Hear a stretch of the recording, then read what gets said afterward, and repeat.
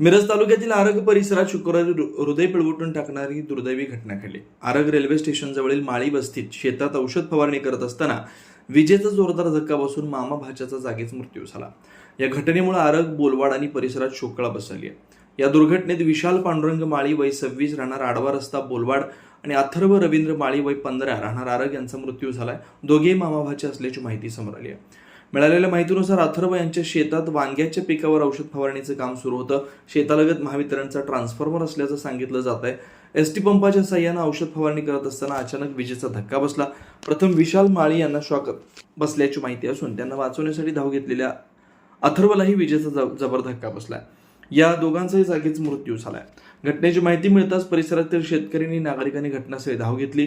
काही वेळातच मोठी गर्दी झाली होती। विशाल माळी यांचा अवघ्या 15 दिवसानंतर साखरपुडा होणार असल्याची माहिती समोर आल्यानं परिसरात हळहळ व्यक्त केली जाते।